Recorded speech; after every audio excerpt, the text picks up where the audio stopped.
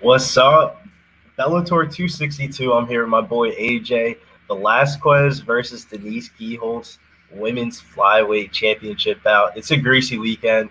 You got to do what you got to do. Man, no baseball on the slate. It's just been absolutely horrendous trying to bet day by day. We've been betting soccer, tennis. So it's a little bit relaxing that we get a nice actual fight card. And I actually feel like I've had my edge on the bookies again. AJ, how you feeling? It's been a minute, man, since I talked to you. I know, man. It's been a while. This is the first official Pub Sports radio debut for me right now, so I'm happy to be here with you guys. Excited to talk about this Bellator card. It's not one of their super cards, but it is mixed martial arts, and there's some okay fights. Some money to be made, potentially, too. Yeah, I feel like this is the warm-up for the end of the month with the Agent McKee card, the Agent McKee Pitbull card. So let's get into the first fight of the night. We got Charlie Campbell versus Nick Giulietti. I think this fight's taking place at lightweight. We got Campbell coming out of the Sarah Longo MMA camp, one of the highly regarded East Coast camps. He should have the striking and power advantage here. His opponent, Nick, former D1 wrestler, no idea where he went to college at, though, but he's coming off a loss in the CFFC in May. I think he has the wrestling advantage here, but I question his gas tank. After that round one, I feel like he's dropped off in volume between rounds in that fight that I saw in the CFFC. One thing that's in his favor, though, he is from Connecticut. Could be a negative, though, because it could be just a beneficial fill-in for the company. Late notice. I feel like Charlie Campbell coming out of the Sarah Longo and the May camp should be able to defend the takedowns or get up from the takedowns. So I'm kind of rolling with him at minus 375, but it's not one of the more safer parlay pieces that I feel like on the board this weekend. I would only have him in a two-fighter parlay. How about you? I'm skipping bet on that fight simply because, betting lower level MMA, these guys have, only a few fights each. On one side, yeah, I will say one thing. The wrestling of Giulietti is something to consider, right? It might be a factor. Also, southpaw stance, right? That can always be tricky for some guys. But when you're training with Sarah Longo, I mean, Eric's actually Sarah is Longo Weidman, not Sarah Longo. The gym name is changed up, but he's still training with high level guys. I feel like the Brazilian Jiu-Jitsu game is going to be quality. The wrestling defense will be there.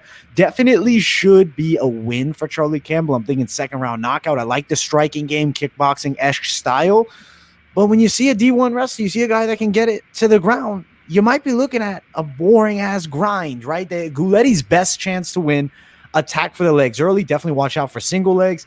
Thing is, with Campbell, I think he'll know this. He'll probably be switching stances up. He's pretty competent out of both stances. I like Campbell's second round knockout, but is the underdog a bad play maybe if you just got money to have fun with?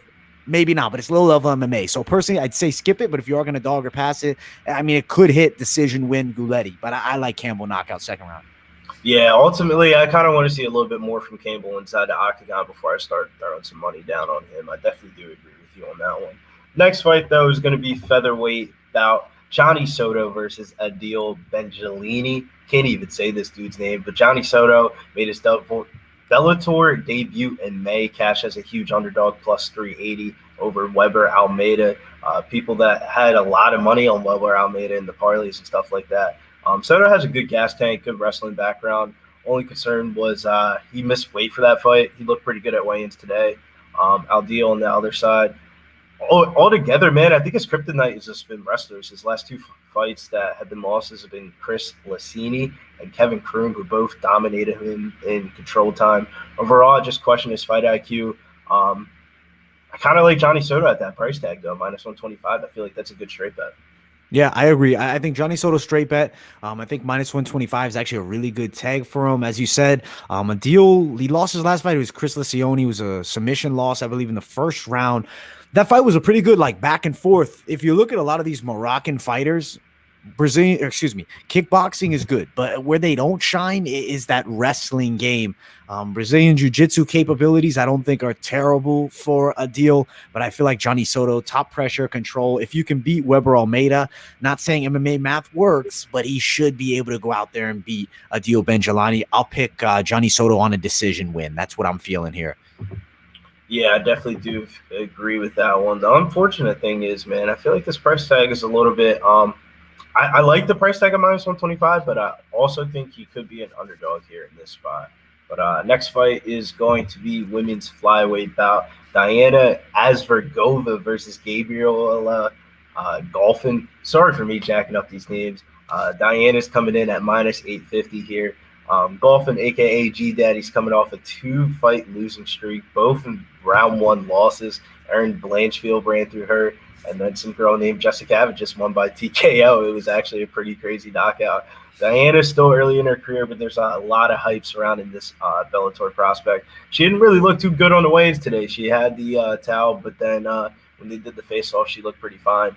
Her wrestling's her bread and butter. That's what we got sold to her as before her Bellator debut. Then she comes in her first fight and knocks this girl out in 30 seconds. Absolute viral knockout. I think Dayana is deserving of the price tag here. It's a little bit sketchy when you're parlaying minus 850 women's flyweight bouts and stuff like that, but you do what you got to do sometimes. You got to get greasy on the weekend. I like Dayana a lot. One of my more confident picks on this card. How about you? Yeah, Dayana Avsargova is going to probably destroy Gabriella Gulfin in probably a round. I think that Gulfin is here as a true opponent. Showcase fight for Avsargova. You got a girl coming off 2 knockout losses to a girl that can obviously punch. Pretty high level like kickboxing game. If you look at the way she knocked out her most recent opponent, I mean, it was pretty high level with the hands. She mixes up combinations pretty nicely. She has some real pop for a female fighter. I like Avsargova knockout in the first round. It's minus 850. So value betting wise, you're not going to go bet that straight. It's women's MMA. You know, if you watch my channel, you know, I talk about all the time. Women's MMA is danger zone. And now you're talking about low level women's MMA, Bellator women's MMA. Be smart here. If you are going to bet it, maybe you sprinkle some type of prop. Unfortunately, a lot of these Bellator prelim props are not all that deep. You really only have like the inside the distance or win by decision. And as of right now, I will bring up the Avsargova prop because I do want to see it. For Avsargova to win this fight inside the distance, it is sitting at minus 150. And I have not found a knockout prop bet anywhere yet. So I think Avsargova is going to win by KO, but they're not making it easy. Minus 150, yeah, that's the bet. That's the bet. Inside the distance is really the only bet worth value there. If there was a knockout prop bet at even minus 125, like I would say just jump on that. She'll probably get the knockout, but inside the distance saves you on both ends if maybe she decides to show some grappling. I will say, I know Gulfin is a Brazilian Jiu-Jitsu competitor in the gi and does have a purple belt. So on the ground, she's not terrible, but there's going to be a level difference with Avsargova here. Yeah, anything that you didn't like about her at the weigh-ins? Did you see the little towel situation? Do you make a note of that? Is it throw you off a little bit, or does it not really matter to you? Because I feel like overall for me, man, it was like not what you want to see, but it also wasn't like she looked horrible. We've had fighters, right? They look bad on the scales. They come out looking rehydrated and savage as the fight goes. Avsargova's not old. She should be able to recover fine, especially with the amount of time from now, you know, the weigh-ins being earlier in the day. If this is back, you know, in 2012, when you're weighing in at 7 p.m. and you're fighting the next day at 7 p.m., maybe it's an issue. But with a good amount of time to recover, I'll take Avsargova by KO in the first. Yeah, I definitely will hard with that one too. Next fight is featherweight fight here. American top team prospect Cody Law is taking on Theodore Macuka. I can't even say that name either. Plus 740 though, coming in on the underdog. Not a lot of tape on the New Jersey prospect. 1-0 in his pro career so far. Only 2 fights in general, 1 amateur fight and 1 professional fight. The American top team prospect here, Cody Law, is on a 3-fight winning streak. I feel like Bellator knows the potential that they have in this star here. If they build him up the right way, he could definitely be a star for this Bellator company, kind of like a Michael Chandler, honestly. His last fight went to decision. He showed that he had a good little gas tank.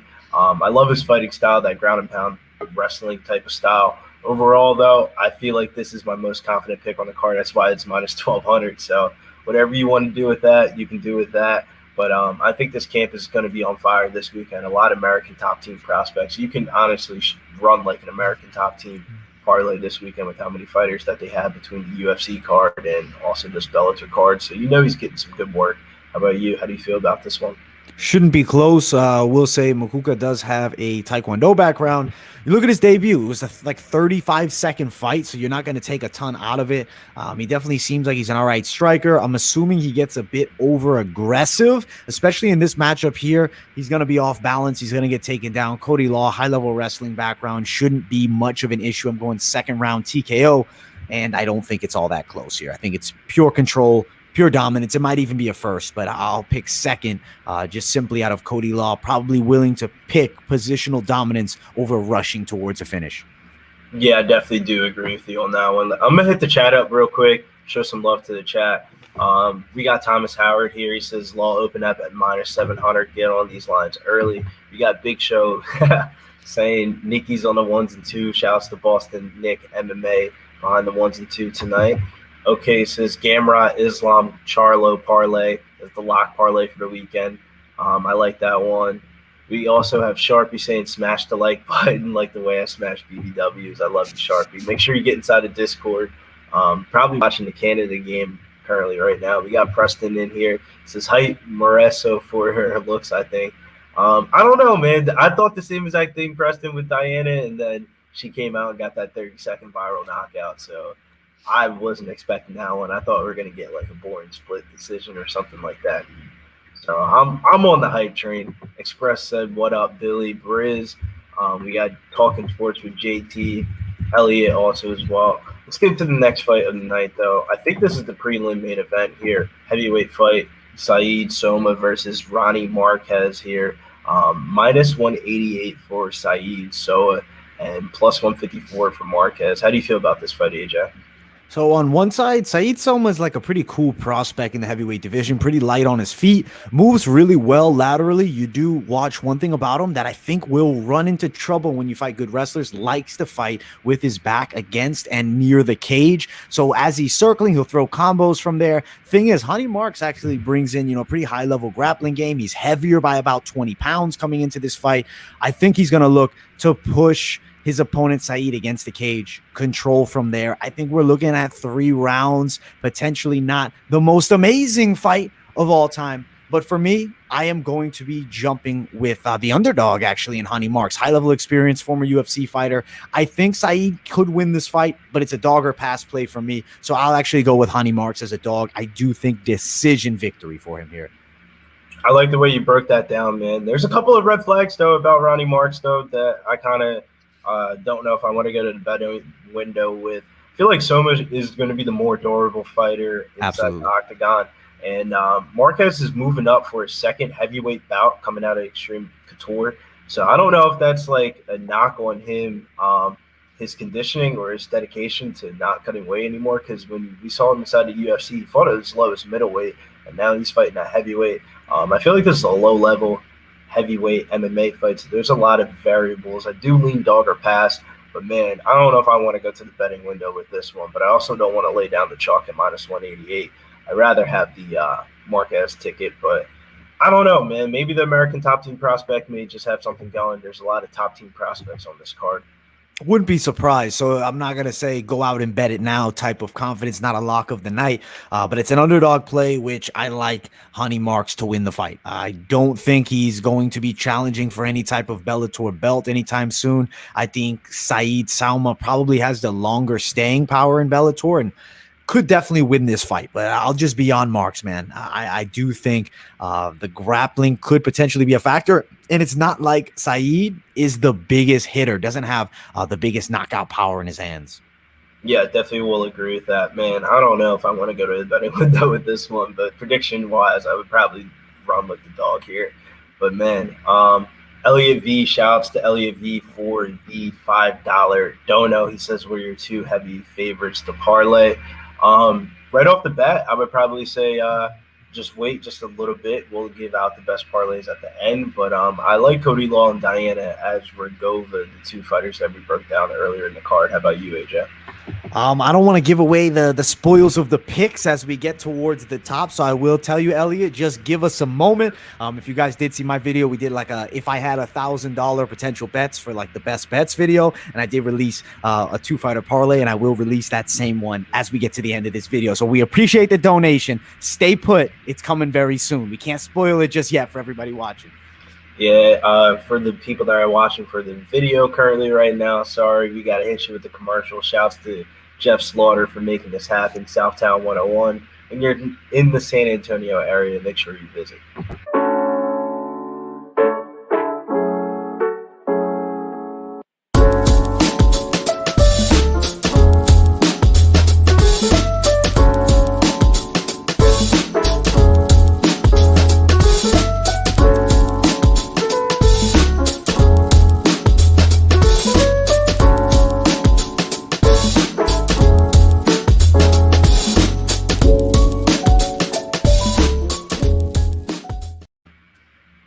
Cup Sports Radio Bellator 262 prediction video with AJ DeVito, aka MMA Experts. Next fight of the night here is going to be middleweight bout to start off the Showtime card here. It's going to be Johnny Eblen versus Travis Davis. Eblen's coming in as a -600 favorite, plus 410 on Travis Davis. There's really no fight tape on Travis Davis, to be honest with you. The only thing that I really saw that kind of stood out to me is his boxing pro debuts or whatever, 5-0 in boxing. Coming out of the Ohio Combat League, 34 years old.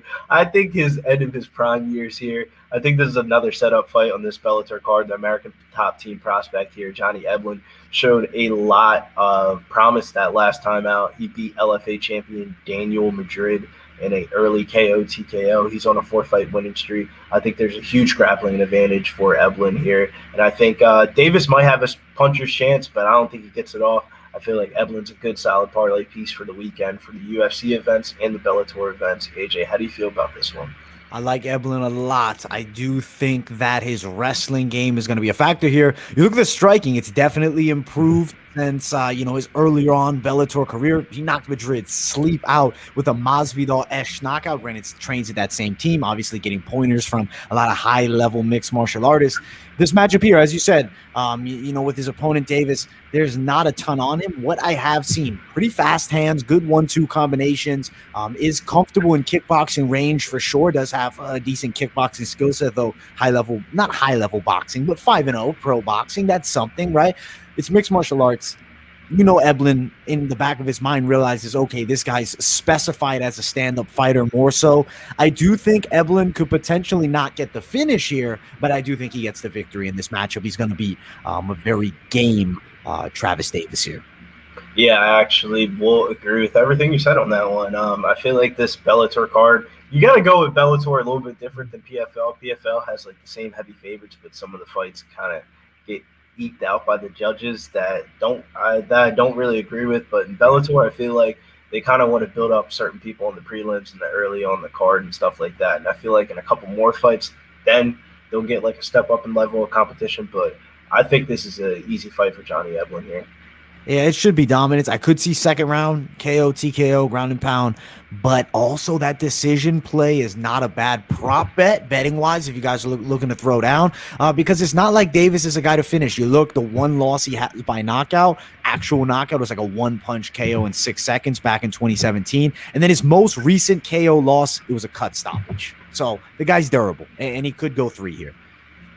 Shouts to Sharpie for the $5 dono. He said, for not being put on timeout because I want to have a barbecue with more than one hamburger.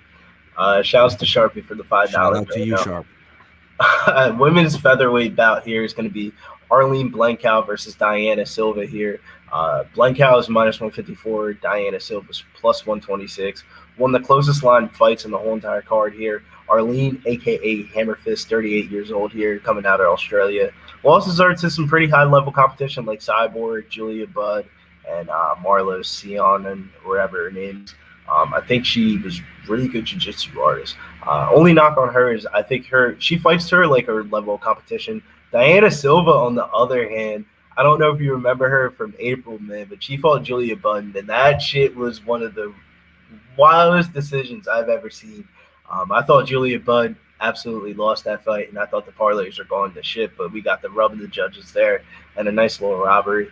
It's pretty interesting, though, because she's been splitting wins and losses in her record of recent. And if she would have won that fight, man, I feel like she would be a pretty big favorite here in this spot. But she didn't win that fight. And she's coming in as a underdog. I kind of want to go with the dog play here with Dayana Silva. How about you? Am I a crazy man, or this is a bad spot to pick? No, you're not a crazy man, right? Lower level women's action sport. Top line of 145, but that's just a low-level weight class. Let's keep it 100. I do feel like we are going to see Arlene as the superior striker, control range, watch for her nice jab, some pretty fast low kicks. I'm going to be picking Arlene to win, but I totally understand a dog or pass play here. Julia Budd's a very different stylistic matchup. I feel like Arlene's striking definitely faster and more effective than Budd. Pretty good Thai-esque style of striking.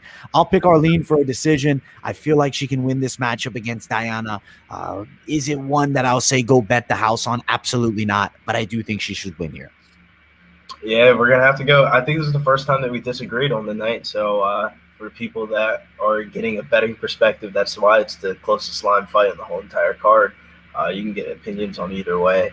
Next fight here is going to be bantamweight bout Matheus Mattos versus CJ Hamilton. AJ, I'm gonna let you break this one down. How do you feel about this one? With CJ Hamilton, you can't sleep on the man. Pretty wide stance, definitely athletic style of striking. I like his stand-up game, and he's actually not bad with his wrestling either. You look at the other side, though, Matheus Mattos has fought killers, both of them coming off losses to Magomedov. On one side, Hamilton was finished by submission. The other side, Mattos did go the distance. Also, Mattos did fight Petr Yan in the past. That's pretty good name to have on the resume. I mean, coming into Bellator, he was an exciting prospect. But for me, in this matchup, I got to ride with Mattos to win by a second-round submission. That's the way CJ Hamilton tends to lose fights. I do think he'll get tapped here. But if you look at CJ Hamilton, not a terrible fighter. The kickboxing is good. I do think he's a stern challenge. Could potentially go out there and win a hard-fought decision over Mattos. But in my gut, in my mind, I'm seeing Mattos potentially the fight ending up on the floor. He does have explosive power, too, with the hand. So don't sleep on him striking. But the range advantage certainly in the favor of CJ Hamilton. I'll still pick Mattos to win. The lines are too wide for this fight. Realistically, it's more of a minus 200 style favorite, but they got to have minus 310. It's Bellator. It is what it is. They're going to have the lines wide because they don't want you to cash huge. And then if you do lose, you're losing with obviously more inherent risks. So that's why you're seeing the lines there as they are. I don't really love the bet on Mattos. I'm more like playing maybe some parlays. Maybe. Yeah, man. You absolutely broke that one perfectly. I feel the same exact way. I feel like Mattos should have the grappling advantage, but CJ might have the striking advantage. I feel like the one thing that kind of goes in Mattos' favor here is I feel like he's going up, like he can make improvements. And I don't really feel like CJ Hamilton's making improvements. I feel like he's just collecting paychecks. We've seen him fight 3 months ago. However, though, I do think it's closer than the odds are kind of projected.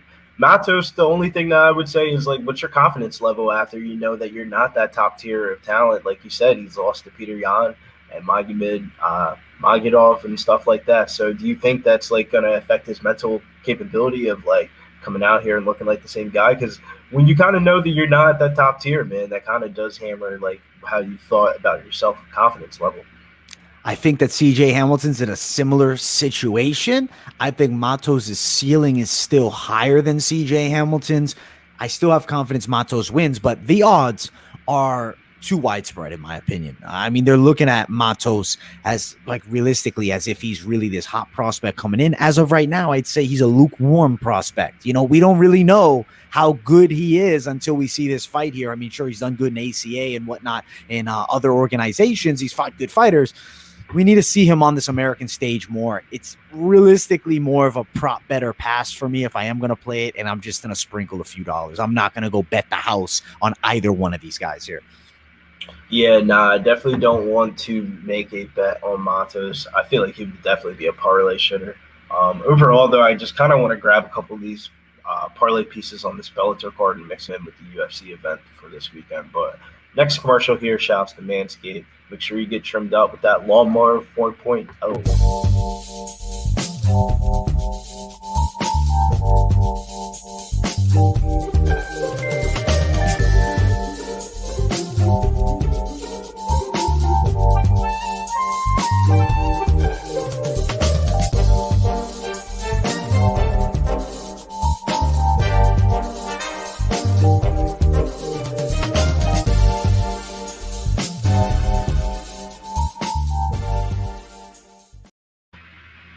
I'm here with AJ. This is the co-main event here of this Bellator 262 card. Heavyweight bout, Tyrell Fortune versus Matt Mitrione.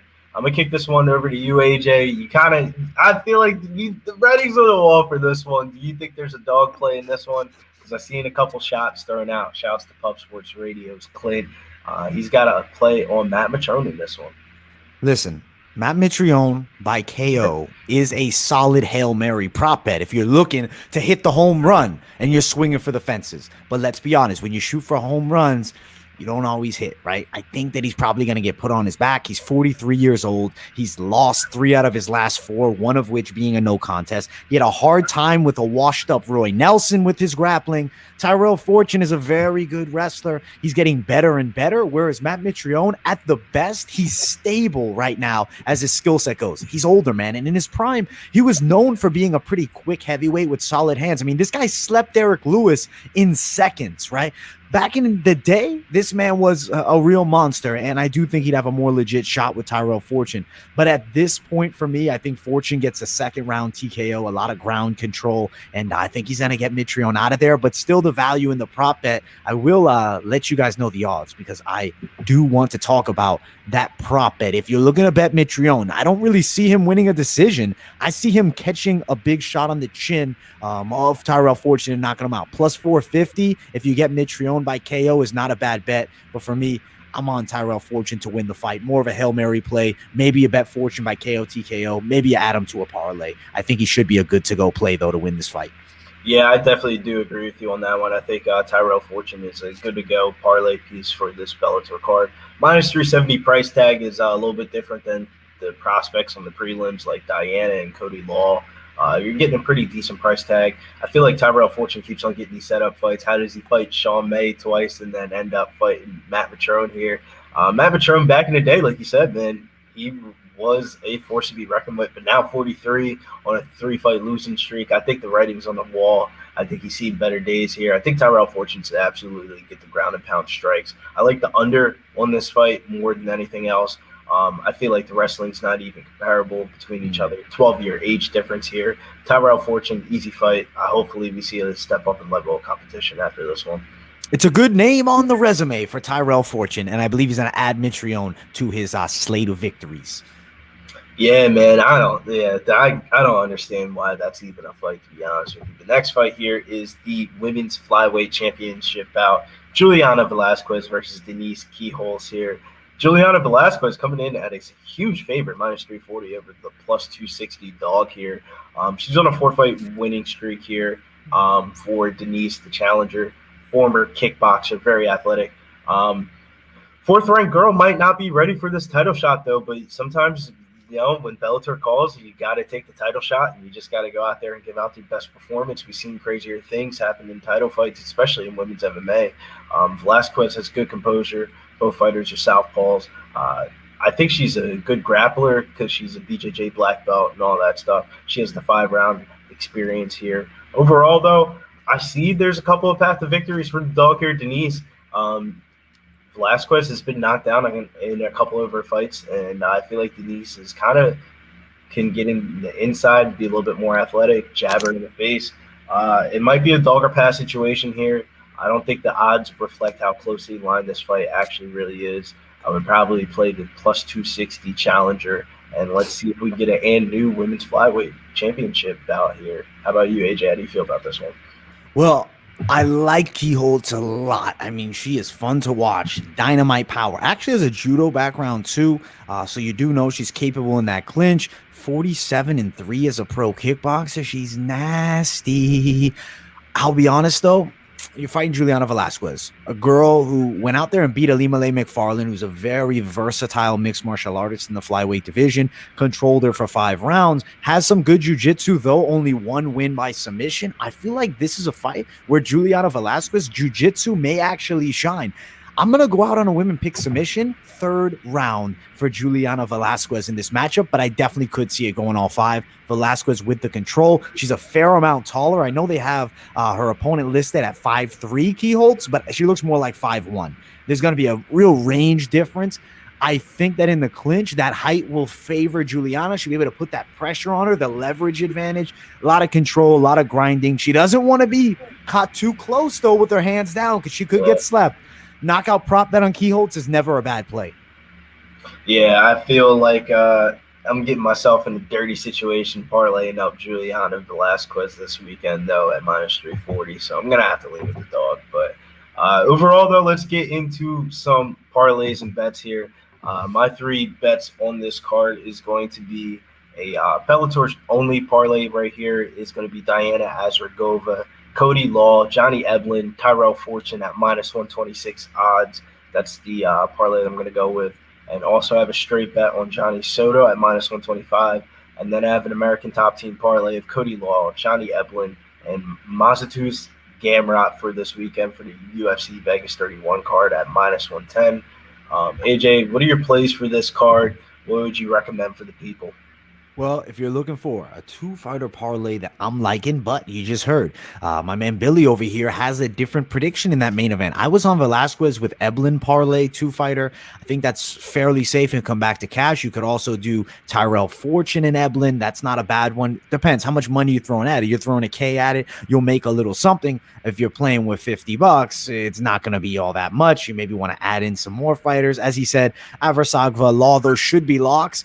Just be cautious of playing these low value parlays with these wide favorites.